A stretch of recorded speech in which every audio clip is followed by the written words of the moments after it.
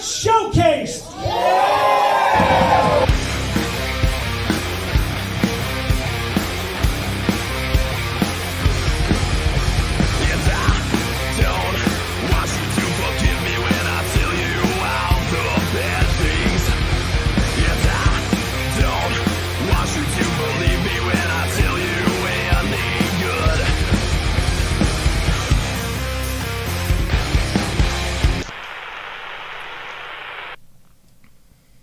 And welcome to the Showcase Pro Wrestling, and hosted by the boss, Chris Blackheart. Our guest tonight, we got Philip Stamper, New England Pro Wrestler. So what's going on, guys? Bill, I'm glad you're on. This is a couple of calls or a couple of emails. I'm glad you're on today. I'm here to tell a story. Phil, my impression is you have a long story over a couple of decades. And it almost feels like we run different circles, but similar story. Yeah, I would say that's fair. I think we actually do run in the same circles. I just don't think we're in the same circle. Yeah. True.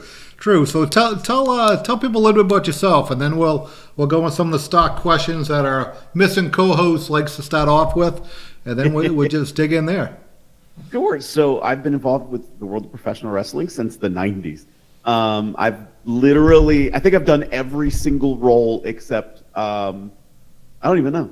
I think I've literally done every single role there probably has been in wrestling, from being in the ring as a wrestler, as a ref. I've been a ring announcer on commentary. I've done production work behind the scenes. They're a marketer, and I helped to put together an independent wrestling calendar of dates to share with people to promote events. That started really to help promoters promote, because that's the most difficult things that promoters, literally it's in the name, one who promotes, sometimes don't know how to do. And so I put that together to help get the word out. And now wrestlers are using it as a resource. So, I've kind of had my fingerprints on a lot of different wrestling companies right now. I'd say the biggest wrestling companies I work with are the Wrestling Revolver, which runs really all over the country. Iowa, Ohio, Texas is sort of the regular circle. We just did Indiana in December. We're going back to Indianapolis for Rumble weekend. And MCW down in Maryland, Honorary out in Pennsylvania. And so I keep running. It wasn't on the train, was it? Yeah, Danny's barely hear him. Sorry. Danny has PTSD. He did a booking out in Ohio. Indiana. Oh, that's even worse. South Bend. And they put him on a train for 22 hours. Oh my God. Yes. So we keep laughing and ribbing him on that. So yeah, ironically, one of our trainers, Ken Doan, he's like, "Hey Chris, do you send yourself up to Phil?" And I'm like, I always forget. And so I started putting a reminder on it, and I'm starting to get better and more consistent at sending dates out to you.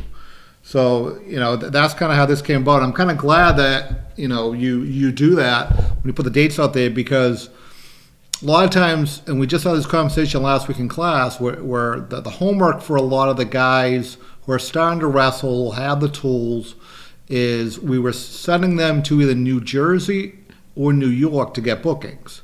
Mm-hmm. So the idea is for them to do it from scratch, all by themselves, make the drive.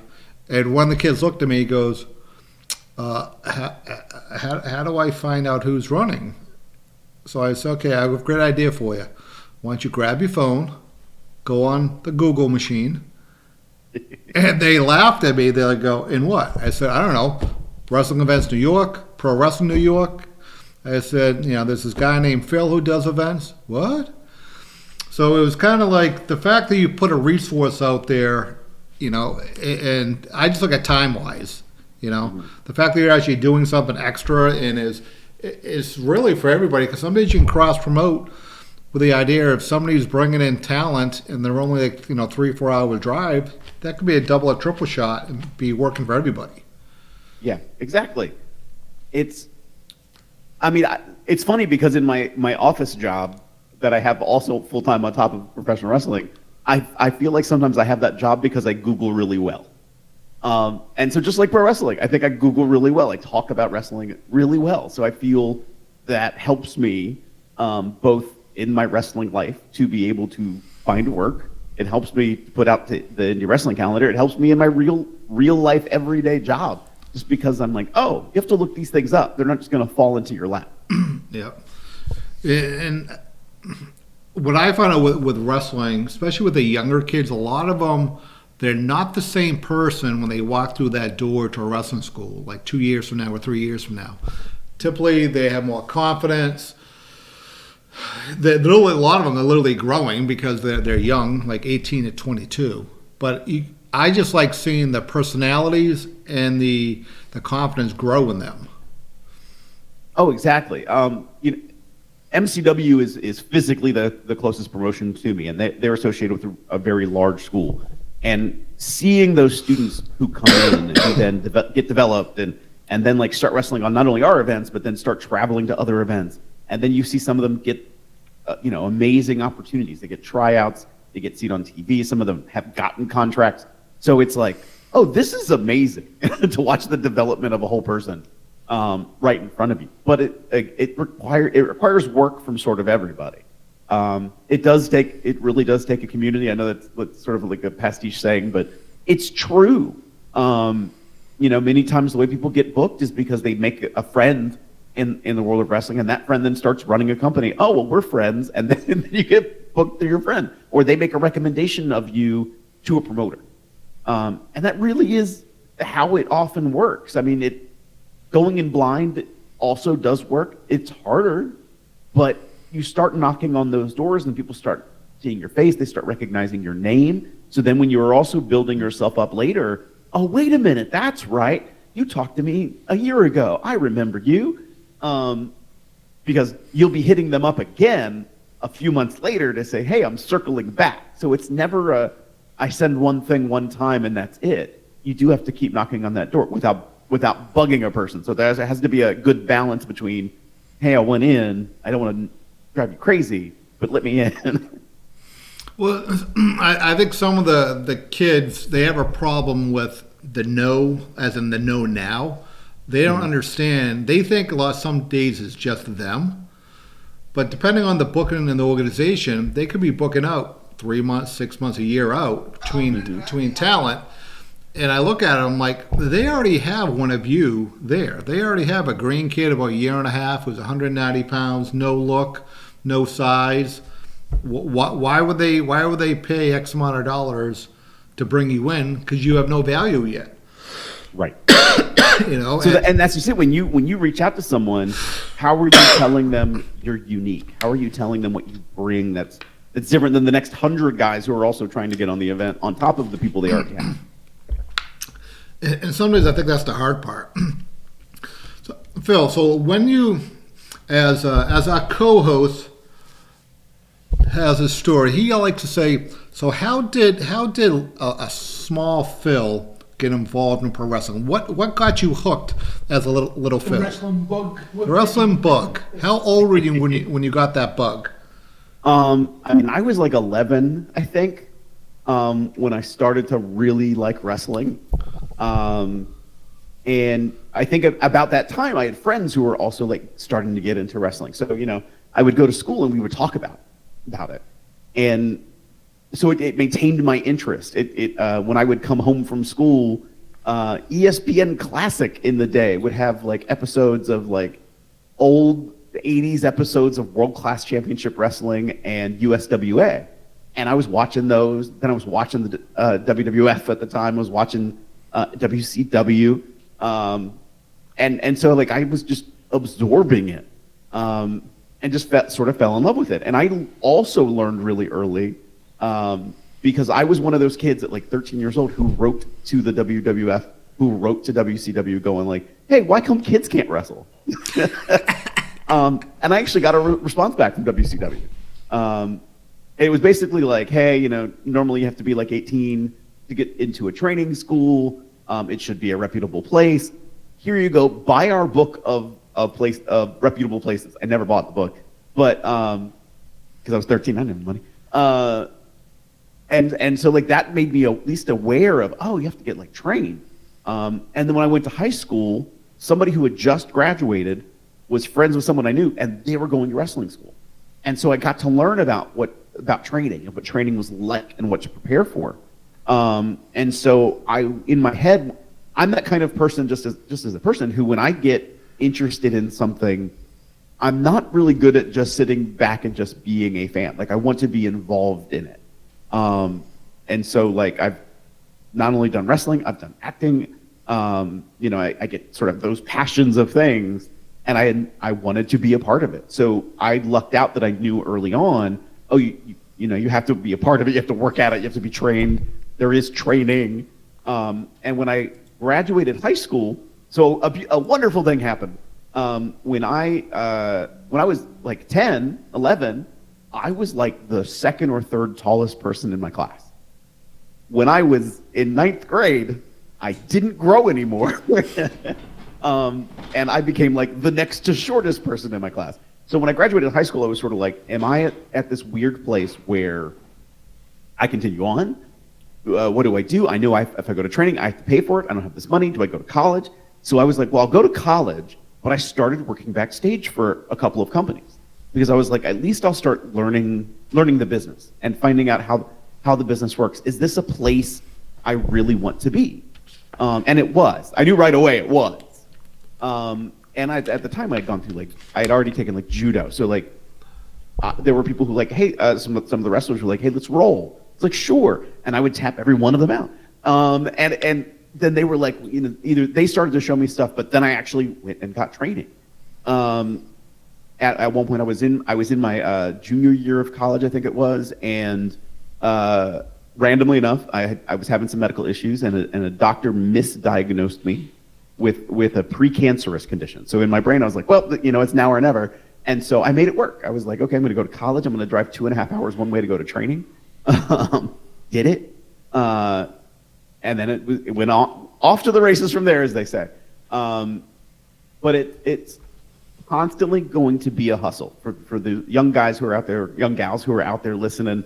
Like, what do I need to do? Oh, I'm gonna reach out to these 4 promoters and that'll be all I do. No, you will be reaching out constantly. You'll be reaching out for every promotion you can find, every promoter you can find. You're going to talk to your friends because your friend base is now going to be inside of the world of wrestling. You're going to talk to them. What experiences have you had? How are you getting these connections? What can I do? Because even within promoter land, I for a long time in my brain, I was like, promoters are the most intelligent people ever. And they know everything. And they're always right. I lived with that in my brain for a long time until I realized a little better. And so actually, the PWF Northeast promoter, Matt. Yep. Was it Matt and Kyle? Yeah. I would talk to Matt, and he was like, oh, all I want is a resume and a highlight reel. Okay, great. You talk to another promoter, and they're going to be like, I don't want highlights. I don't want to see just the good bits that you're trying to give me. I want to see how you work a whole match. So send me a whole match. Or I want to see a match where you win and a match where you lose. I want to see a match where you're face. I want to see a match where you're heel. It really sometimes depends on the promoter and what they want. Mm-hmm. Now we're at an age where everybody sort of pokes fun at any age that's under our age. Oh, you're a millennial. Oh, you're a Gen Alpha. You're a whatever. And Gen Z. I forgot that Gen Z was in the middle there. There's no attention span. Well, guess what? It's the older promoters who are the ones with no attention span, because now they're the ones going I don't want to watch your five matches you just sent me. Send me one. That's all I want. Just send me one. Because they get bombarded, and so they don't want to deal with the bombardment. They don't want to go through every single resume. Okay, I'm going to watch this quick thing. And so it does start with the older generation. Let's be fair. Well, and I don't think they realize how easy they have it. Mm-hmm. In years past, you would have to hook up two VHS videotapes. If you're lucky, you had the camera, and it was grainy. It was hard to cut. I know myself, the hardest part was some days I would have a decent match, but I looked awful because I would bloat like a fish. And then other days I would have the worst matches, but then I looked, in better condition. I wasn't bloaty. Right. Nowadays, man, they can cut stuff so quick. and they're good at it too. I mean, if somebody told you back in 1997 that you could watch wrestling on your phone, cut promos, and get stuff over, to any promoter within 30 seconds, you'd be like, no way, that's never going to happen. Right. And in good quality too. Yeah, and that's that's another issue too. So, just on that, if anyone wants to send stuff over to Showcase, everything's at SP Wrestling on all the social media. We want a match. We want the entrance, and we want bell to bell. Mm-hmm. So, are you doing booking for people too? Are you one of the talent guys for any promotions? So right now I'm not. I'm often asked my opinion though, because now I've been around a minute and people are like, hey, let me ask you your opinion. There's, like, for example, there's a new promotion in Maryland. It's only had 3 or 4 events called Federated Wrestling Alliance. It's running in Havre de Grace, Maryland. Brand spanking new promotion. The promoter and I had a huge conversation last night about talent and who to recommend. The company I work with in Pennsylvania, Honorary Wrestling Federation, they're asking me my opinion on booking some people. So, that for some talent who think they are God's gift, and you are, but you have to sort of realize where you're at, especially if you're a younger talent. Again, you're competing with all these other people. Don't come in with the biggest ego, because that'll turn a lot of people off. And so it when you leave a positive impression, it's great. It still might not get you in the door, but with me, it would get you in the door closer than the other people who've just been a total jerk the entire time I've ever had to interact with them. And there have been people who, when their name comes up, it's like, let me tell you what I know about them and what it's been like working with them and how difficult it is. Don't book them. Don't be that person.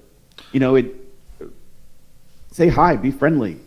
How hard is that to do? Don't be a disruption to an event that you're on in a negative respect. Like, don't be a dick behind the scenes. Like, why? Why? Like, I always tell them, when you go to an event, you never know who's running it. Mm-hmm. From the person taking tickets to that ring crew guy, you don't know. Be nice to everybody. Be humble, because they may have input in you getting booked either the next time or even tonight. I mean, if that person taking the tickets is the promoter's wife, and you piss her off, you think you're staying around? Like, don't do that. Do you find out for those promotions that you have your hands into, are they booking a similar style? Are they doing storylines? How are they booking, or are they different in general?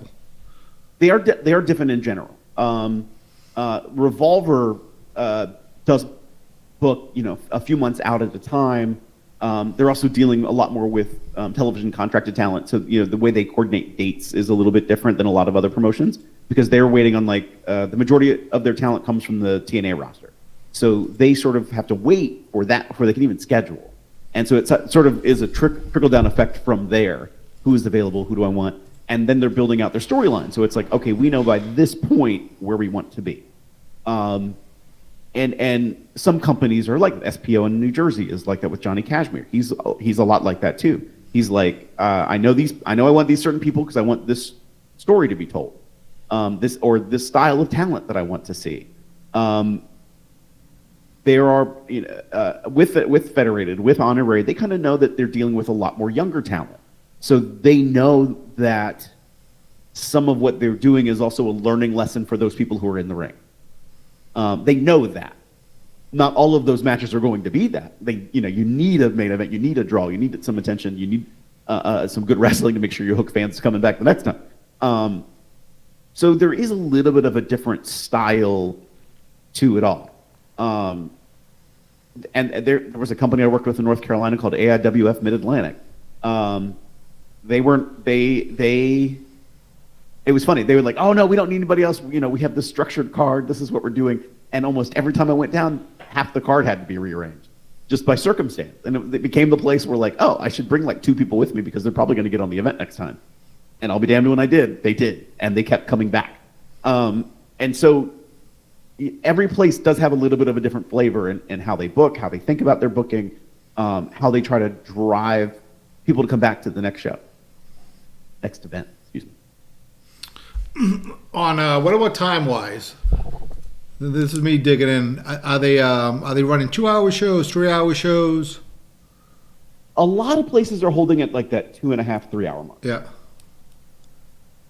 Yeah, the reason I ask is like normally, like we typically, our average, we call road show is about 2 hours. And then when we do events at our training, they're about hour and a half, hour and 45. And then when we do our yearly WrestleMania, which is in March anniversary, that typically runs about 3. But like I watch the crowd, and some days, when they were going over 215, 220, I mean, I don't know, it's weird. They're conditioned to it, but we have one venue that there's no cell service, and I love it because everybody has to watch. Yeah. And it's the dead zone. We're going actually there on the 25th, and I love it because they have to watch wrestling. I almost feel like as a promoter, you want to take the phones away at the door because why are you here? You don't go to a movie and you're on your phone when you're at the movies. For some reason, in everyday life, people are 100% distracted. For a long time, I worked with CZW and I worked behind the scenes for them in their good era. And it was like it was at the time when the boom of bringing your cell phone and like recording was just starting. And there was sort of that same debate, like, what do we do with everybody? But I had to learn from what music was doing, because large music events were either were completely confiscating, or they're like, no, use it as a promoting tool. Yeah. Take photos, take video, use my hashtag or tag me in everything, and so that way I can share it out so people can see, like, look at us. These are literal marketing technique and advertising technique called bandwagoning, which basically means like, look at everyone who's here. Don't miss out on the everyone. And that's how you sort of sell it. Like, it's an experience that everyone's a part of. Look at how much fun everybody is having. Please join me.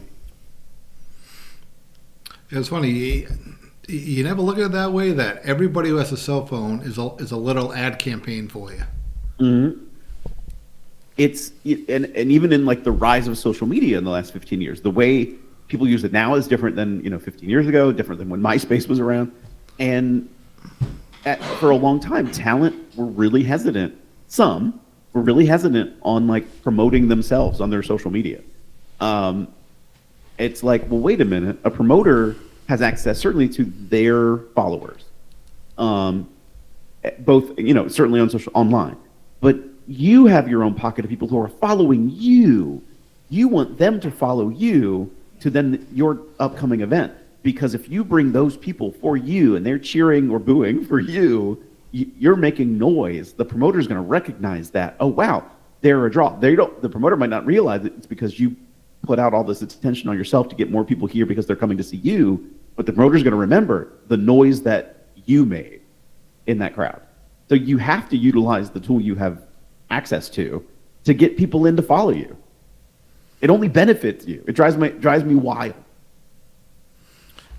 It was funny, like when you brought up MySpace, it was funny. I went on to I just lost it. Is it Cage Match? I haven't been on that for like, I don't know, probably 10, 15 years. So I put your name in, I brought up stuff, I put in my name, I put Showcase, and when it came up, and I don't even remember doing this, they have for our contact information, myspace.com/Showcase Pro Wrestling. Love it. and I'm like, I'm gonna have to try to log into that. So I just laughed at that. I thought it was the funniest thing. But people forget about that. When the internet started, I remember there was one promoter that was so excited because like on a message board he got like 500 views. He goes, man, we're gonna sell 500 tickets. Oh my God, that's gonna be so awesome. All those 500 people gonna come because I know they liked the post. And then like 12 people showed up. Right. Because they forgot the art of promoting. Right. And the art of promoting is a little different than being the art of a wrestler promoting yourself. Like a promoter also then has to remember they're in a local market. How are you advertising to that local market? Can you put up street signs? Can you put up yard signs? Can you flyer and poster your local stores? I try to tell some promoters, think about it. Think about the mom and pop restaurant you have in your town. how do people know to go there? Word of mouth. They're probably going to the stores that are right next to them saying, hey, we're here, come use us, come eat here. And then having to market it. And it is a little bit different in each area of what you can do, how you can do it. Some jurisdictions you can't do like signs on light poles, for example. Or yard signs are only, in my county, yard signs are only allowed to be up on weekends, Friday, Saturday, Sunday. And if they're there on Sunday evening, they will come by and throw them away. And so it depends on where you're at, on some of the things you can do. But you can't, as a promoter, you can't forget, your local market too. And even there's tricks. Like Johnny Cashmere taught me this when he ran Pro Wrestling Unplugged way back in the day. Let's say you are running a venue and the venue is in or near a residential area. Why aren't you doing tickets, maybe a little bit of a discount to the people who can literally walk to your show?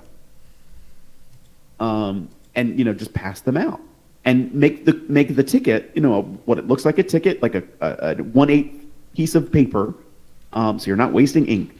Make it a little flyer for the event in itself and go, GA $5 discount, GA $5 off, or something like that. Give an incentive for that immediate crowd that could walk to you. And I said word of mouth. The best talkers in your community are your police and fire department. Because they interact with so many people in your community. Go to your local police department or fire department and go, I would love to give you guys 5 tickets, 10 tickets. Because now they're going to split up those tickets.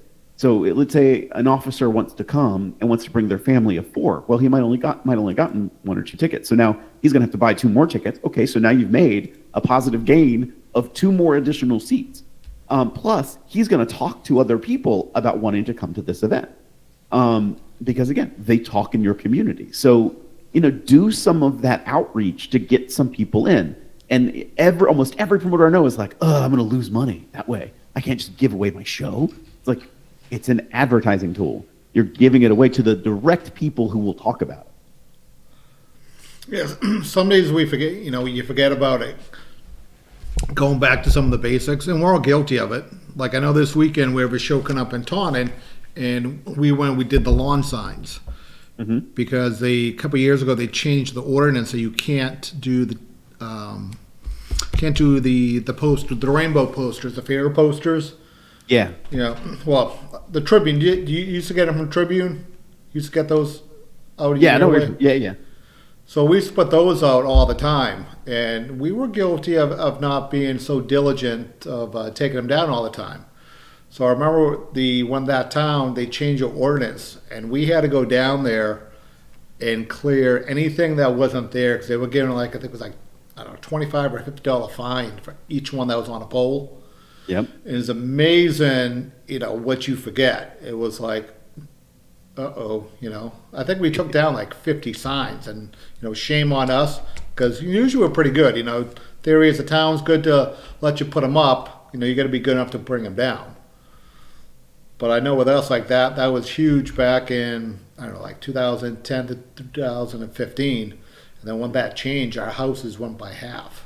Because people, but I blame us because we didn't adapt to it. We got caught and we didn't adapt, to retain the people. Because once they're there, they should know that the show's coming back in 6 weeks. Yeah.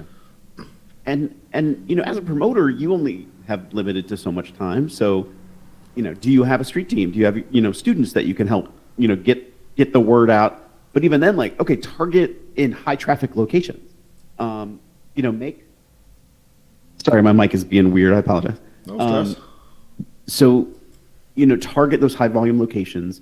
For example, over the summer, there's every fair is happening, every carnival is happening. Go to them. Your 4th of July fair, go to it. Have the smaller flyers, like the quarter-sized flyers, and ask people, talk to people on the street and just be like, do you like wrestling? If they say no, thank you for your time. If they say yes, we have a live event. Here you go. And hand them a flyer. That way you're not just throwing it to everybody, because then, how many more are going to just land up on the ground? You're talking to people who are interested. And then as you talk to them and you say something like, well, yeah, I'm one of the wrestlers on the show. I'm the promoter of the show. That sort of builds this interesting, personal connection. Oh, I talked to this guy who's actually going to be on the show. Because now it makes them feel like they've made this personal connection. So then when they go to the show and they see you, oh, that's the guy. That's the guy I talked to. And it is this weird now sense of community that you are building. It takes work. It takes a lot of work to do. So you have to be smart about the places you target. There was a promoter in Northern Virginia one time who was very frustrated. He knew he had done a bad job promoting the event he was about to have come up, and a big winter storm had come in. And he's like, I have this week to promote. What do I do? And I was like, okay, what do you have left of commodity stuff? He's like, all right, I have this big stack of quarter-size flyers. Okay, you're going to the grocery store that's closest to there. And you're going to stand outside that door and ask people if they like pro wrestling. And you're going to be handing that out. I don't know if there's any high school basketball games in your area or college basketball games. Let's find that schedule, and you're going to go, you're going to send somebody over there, and same thing, you're going to pass those suckers out. You're going to put these signs up in specific locations, the exits of parking lots. So you have to be smart even in the placement of where you're going to put stuff. As a promoter, you only have so much money, so you can't print off all the time 1,000 11 by 17 inch glossy hard stock flyers. That's super expensive. But doing a quarter page that really boldly up top says wrestling, and you put people on the flyer that look like they're wrestlers, that really clearly say the date and where and time, great. You like this trick I did when we were using some of the local media, one of the local newspapers. I sat down with the ad executive there, and I put an ad upside down. Mm-hmm. And they circulated all through the Attleboro area. And one of my guys reached out to me. He goes, Chris. He goes, there was a problem in the newspaper. I said, what was it? He goes, your ad was upside down. I said, well, what happened? He goes, I don't know. People kept, they know that I work for you. They kept calling me and telling me about, your ad was upside down. They're very concerned that your advertising dollars weren't being used correctly. I said, Tommy, do you think if I put it the correct way, you wouldn't get all those phone calls? And he goes, I never thought of that way. Right. Exactly. And it was a trick. It worked. It was expensive, but. And again, it's coming to know your market. Yeah. Because if no one was really reading your newspaper in the first place, then no one would have even seen it. Yeah. So what ties do you have? We talked earlier before we went on the show about your ties to New England. Mm-hmm. So, oh wow, this I even forgot about this for a moment.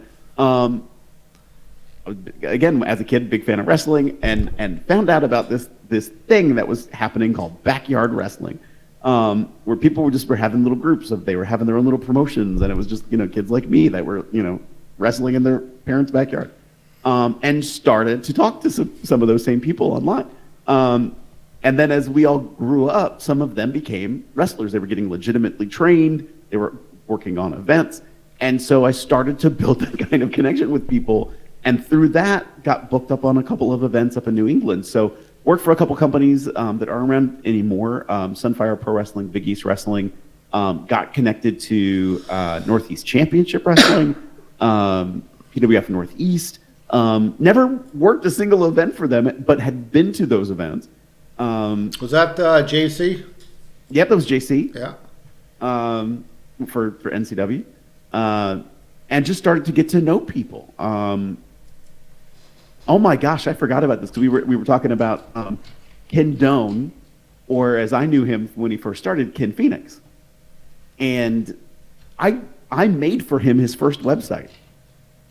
I forgot about that. I learned how to do HTML because of wrestling. Doesn't serve me that well anymore, but I know basics website stuff because of wrestling, and because of Ken Doan. So yeah, sorry, my brain had that moment. And I've through wrestling, like most of my friends that I'm the closest to are all because of wrestling. I have two best friends in my life, and I've met them both in wrestling. Neither are involved in wrestling anymore, but I met them through wrestling. When did you start making the switch from not doing stuff in the ring to doing other stuff in the business?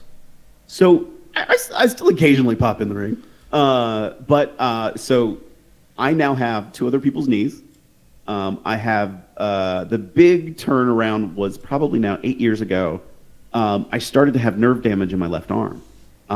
It started where it was just like, oh, it's like a pinch in the crick of my neck and my shoulder, and it finally grew all the way down to my fingertips. The worst it got was I woke up one morning, and have you ever lit a match or lit a lighter and like put your hand over the lighter just to see like how long you could hold it there, kind of a thing? Yes. That was the sensation in my upper left arm, and it wouldn't go away. And so ended up having to have neck surgery. I had the edge surgery. I had spinal stenosis. I had to fuse my neck at C5, C6, C7. And so that really was like, okay, I have to make a major left turn here. And so that pulled me away for a while anyway. Like I just had to physically come back. And I did come back for a few matches, but it was definitely like, okay, I'm a different style now. I'm working differently. So I was already at a point, because had been feeling this nerve damage in my arm, transitioning into spaces where I was being a manager. When I worked for Pro Wrestling Unplugged in the mid 2000s, I had the opportunity to do commentary, so I leaned into doing commentary. At that time in my wrestling life, I was even now 8 years ago, I was still at that, like, what am I doing? Like, what am I going to do? Who am I in many respects, or who is the person I am today when it comes to wrestling? And it really struck true in my brain of, I'm running so many things behind the scenes and in front of the camera. It's like I'm running this place. Oh, it's like I'm the president. I'm the president of wrestling. And so it turned into me being the authority figure at a number of companies. And as far as I know, I don't know many people who are doing authority figure spots at multiple places. And so I fell into that role, and that sort of started to be the thing. The indie wrestling calendar that I did a version of it in the early 2000s, and I did that for a few years and then stopped. And then oddly enough, what the hell? About 2011, I started working with CZW. Worked for them for about 7 years. And in like 2012-ish, Brett Lauderdale, who's now the promoter for GCW, we're having this conversation in the back parking lot because he was a fan at that time. And no, I guess he was reffing too at that time. Says to me, there's no wrestling events out there. No, there's no events out there. I was like, are you kidding me? I see events all the time. What are you talking about? There's no events. And so I started to put the calendar together just based on what I was seeing on my friends' Facebook feeds. It's grown certainly since then. Now it's every week I'm putting it out. I have the full calendar out for the rest of the year as far as I know it. And it really started with, let me look at friends on Facebook. Okay, now let me type the word. Here's another way, young wrestling folks who are looking for more bookings. Type the word wrestling in the search bar on Facebook and then click on events and see what populates. And you can even do a date range selection. You can do what events are this week, what are next week. I think it says next 30 days, something like that. So there's even some filter ranges you can do in there. That started to get me to do it, to look around and see what was around. I went on Twitter and would search for indie wrestling, both INDIE and INDY. Randomly INDY, which I guess is not the grammatical right one, because I get corrected on all the time that I spell indie INDY. But that has more searches and more tags than INDIE wrestling has. So that's why I still call it to this day, when I say the indie wrestling calendar, I spell it INDY, because that has pulled up more search results than INDIE. It's a dumb thing. It's goofy. I know it's dumb. But hey, if that's what's pulling more results, that's what I'm going to do. I love how resourceful you are. And I'm a firm believer it's not the problem. Let's figure out a solution. The problem's always going to be there. The solution, there's going to be many ways to get around it. Yeah. So for that, I very... Danny, there's a lot of good nuggets here. I wish you knew that, Danny, back in 1990. Some nuggets, yeah. I mean, hey, if you're learning it today in 2025, great, because now you know it, and now you can pass it along to other people who now they'll know it too. Like it's funny because there's some people who were like, "Oh, Phil, like, why is my this might give it away the second I try to say who it is because I'm not going to say the name. I'm going to try to be nice. There was somebody who was an agent for the WWE. They had their own promotion, and still have it actually to this day. And they emailed me one day, and they were like, "Phil, are you mad at me? I never see my promotion on your calendar," which one wasn't true. I did at times. And I was like, "Oh no, I just must be missing it. It's definitely not intentional. If it's not on the calendar, it's because I just didn't come across it." Even today, I was adding some more stuff into the calendar before I posted it today. And again, what I do in Facebook, I type the word wrestling in the search bar and I click on events. Well, I also have a listing of, I think it's like 1,230 promotions around the world. And so I cycle through that too to try to like find out what's there. And there was a company, and I'm gonna make up the name. I cannot remember the name. I probably wouldn't put it out there. Let's say the name of the company was Boxcar, but not Boxcar Wrestling. So now when I've done that search for wrestling, it wouldn't show up because wrestling wasn't in the title of the event. The Boxcar was. So it's also like how you have to be smart in using your social media so things can be found. I even will go to my Facebook sometimes and just be like nearby events. It won't really work on a desktop browser, but if you're on your mobile browser or on the app, just type nearby events and click on events, and it'll show you all the things that are near you. So that's why I'm even like promotions that don't even put up that they have events on their Facebook. I get not everybody's on Facebook, so I'm not saying die on that hill, but it's one tool that can help you. People who are like struggling, well, I don't know how to sell my tickets, and I'm trying to manage all this stuff, and doing it on PayPal is a bother. Okay, use Eventbrite, because people also go to Eventbrite and search for events, events that are near them. Send out press to places that are near you.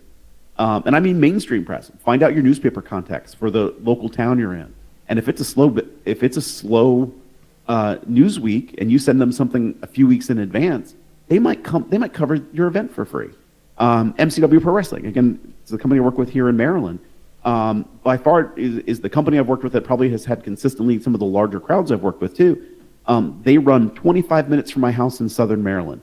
It behooves me to keep them coming 25 minutes from my house, so I directly send stuff to newspapers down here all the time. Hey, they're coming. Hey, we've been the main feature on their, some newspapers have like that Weekender section or like, the entertainment that's coming this week. We've been the front page story 3 times. We've been featured on the local news channel twice because it was like, there's no other content that we have right now. There's nothing else going on. And they plugged us for free just so they had content. It's like, this is awesome. Just let you know, I'm going to be re-recording this and watching it because it's funny. We all learn and we relearn and we keep learning in this business. And we all forget things. And I know the young kids, they forget. I always tell them to grab a notebook and write stuff down. But being on this side of the table, we do. We forget things. We don't always do everything right. Life gets in the way. So the young kids out there, I got a couple of good tips out there that Phil gave us for. So no, that I definitely appreciate it because, again, you forget. So speaking of forgetting, Phil, what are your pet peeves right now in wrestling? It doesn't have to be just with the young kids, but either by how matches are put together, the content. So the biggest, if I have a big pet peeve at the moment, and I think and it probably rotates like everybody else, it's that sometimes wrestlers forget that there's a crowd there. And yes, there are some markets, I would say like, a major metropolitan area like a Philadelphia, a Chicago, they're so into the action that they're seeing. You step 10 miles outside of a city and they want to be fed a story. They want you to turn to them and give them a reason to cheer or to boo. They want to feel like they're part of what's happening. It's so easy to feed those people. And we talked earlier about why some events you see this field of people who are on their phones. Well, have you done anything as a talent to reach out to someone to try to get them to pay attention to you and not what's on their screen? And I don't just mean by wrestling in the ring. Have you made a noise And this is a lesson that got reinforced, I would say, during the pandemic when one of the earlier Raws before they had the Thunderdome. So it was just, they had a ring and in a venue. And there was a moment where there was a double down in the match and the commentator stopped talking. And there was like this 20 seconds of silence on television. And I'm like, what are you doing? Somebody needs to make noise. There can't be this silence. Somebody has to say or do something. Mm-hmm. And nobody did, and it drove me nuts. And I think that to me, I mean, in more recent history, it really drove home the fact that, like, you can't live in that silence. You have to give the fans a reason to want to cheer and boo you. And I liked what you said. I can't remember if we said this on the air, if we said this before the show, we said this on the air about, when wrestlers are sending out stuff, you want to see an entrance. You want to see the whole match from bell to bell because an entrance is part of who a wrestler's identity is and how they're trying to connect with the fans. Mm-hmm. And connection, when I use the word connect, I mean that broadly. It doesn't mean like you're a good guy and they're going to cheer you. How are they reacting to you? How are you letting them know whether or not they should cheer you or boo you? And I think a lot of wrestlers forget that there's a crowd. Yeah, we have that problem a lot too. It drives me. We just had our practice with Ken yesterday. So a lot of times, he'll say, okay, he'll pair a couple of guys up. Hey, you guys got 5-10 minutes to put a match together. And we're talking to Kenny after training, and one kid was stuck around. Mm-hmm. And I'm looking at him. I'm like, do you ever think Ken's fucking with you guys? And he's like, what? He goes, ever notice he gives you 5 to 10 minutes to put together a match? He goes, yeah. I said, do you think you really need that time? He goes, I'm not sure. I said, you guys can work on the fly, right? He goes, yeah. I said, you guys know how to tell a story? He goes, yeah. You guys know that, figure out a finish and work backwards? Yeah.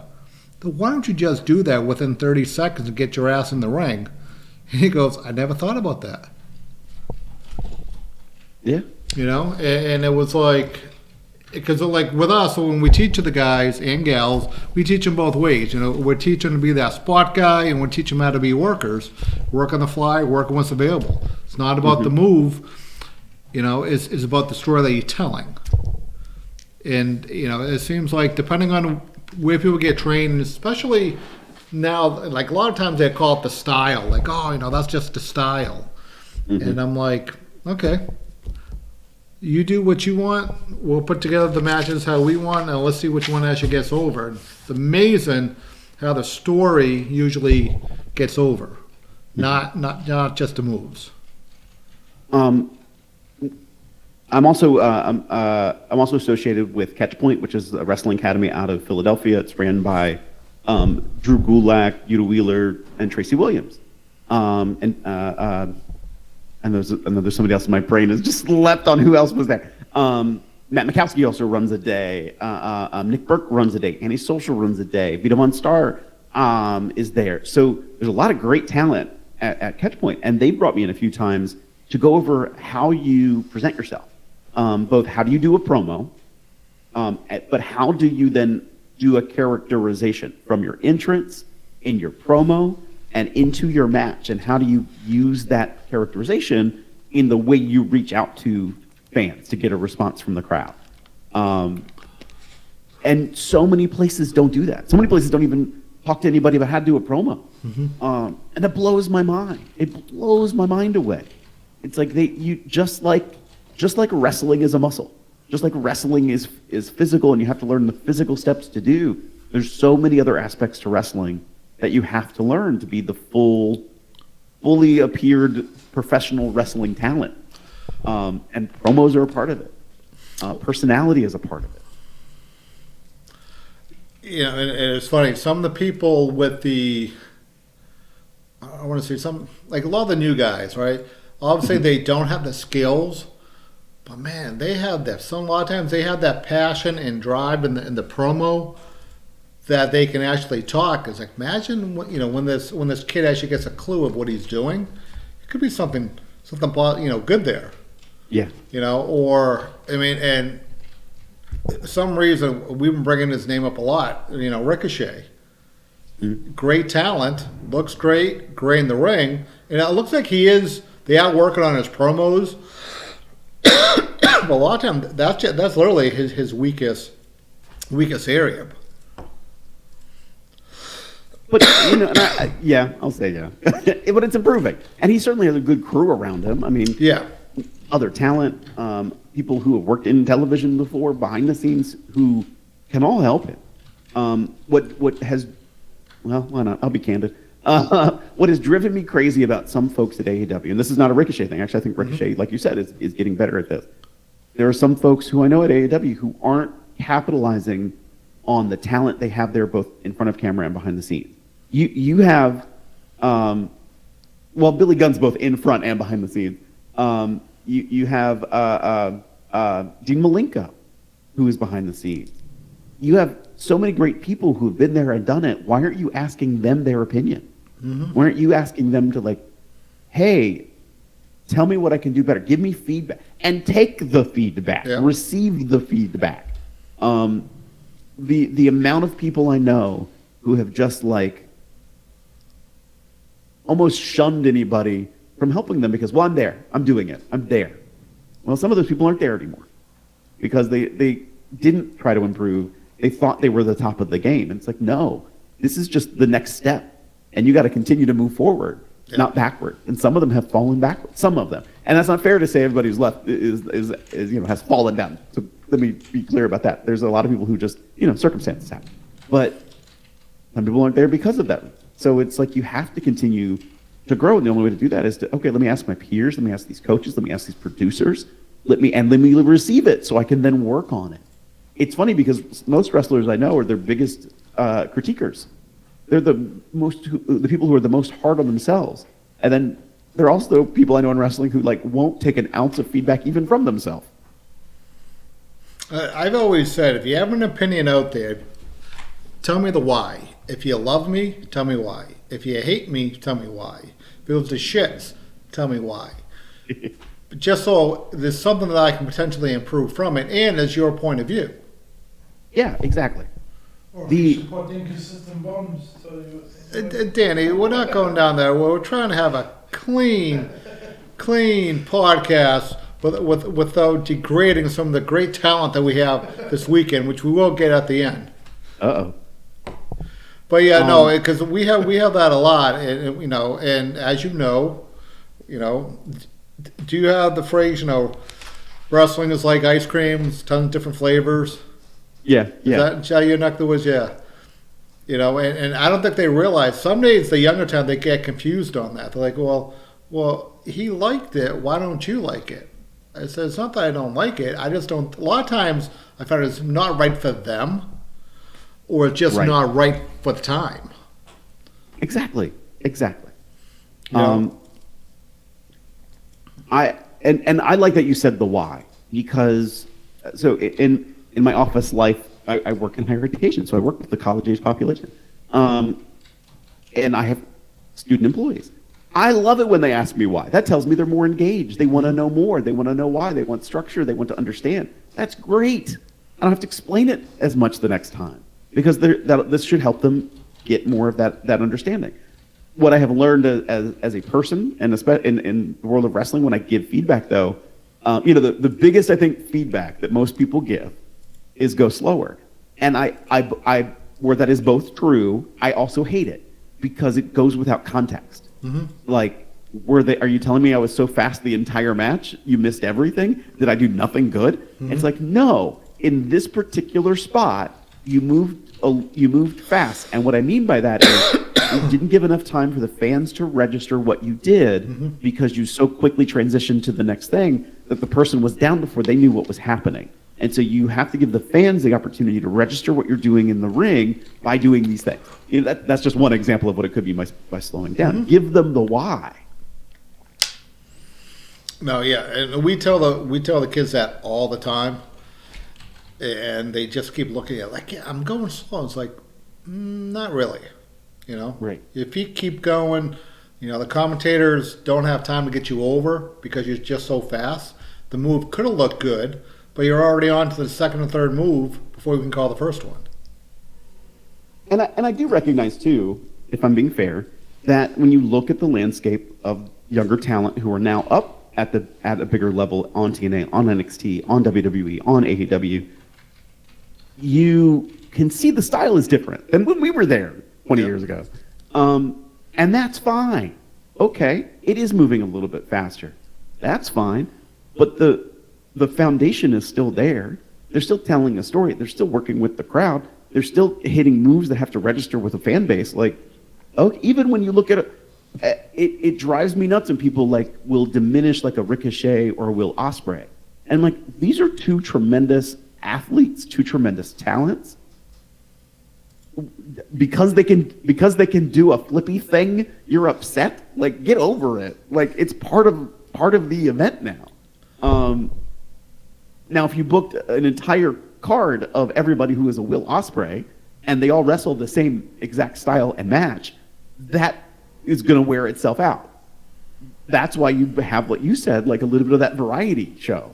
Every flavor of ice cream. You know, you have to have the brawler. You have to have the technical guy. You have to have the high flyer. You have to have the guy who's just that person you really want to punch in the face as a fan.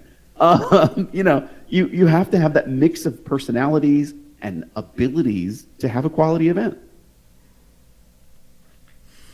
Going into events, Phil, we're getting down to our final probably 5. What events you want to plug? So, oddly, I am off this weekend. It's the second weekend I've had off since August, which is, my brain is like, what do I do? What do I do? So on the 25th, I have MCW Pro Wrestling up in Joppa, Maryland. Not in Joppa, Maryland, in Hollywood, Maryland. It's the venue that's right near me. Come to that one. January 25th, Hollywood, Maryland, for MCW Pro Wrestling. And then July 31st in Indianapolis, Indiana, is Wrestling Revolver. We're going to be part of an event during as part of all the independent events that are happening around WrestleMania weekend. So on Friday night at 7 p.m., also live on Triller TV, Wrestling Revolver will be in Indianapolis.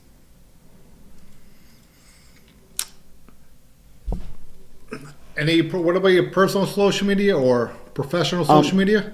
You can follow me on all social media channels at TrustInPhil. So x.com/TrustInPhil, Facebook.com/TrustInPhil, Instagram TrustInPhil, TikTok for the 2 days it has left at TrustInPhil. All right, Phil, we do appreciate you being on. I'd love to have you on again. I feel like if we had a couple of beers in front of us, we'd be going all night long. I love the stories, and again, I love the fact that it's different circles, but similar stories. Well, thank you. I look forward to doing it again sometime.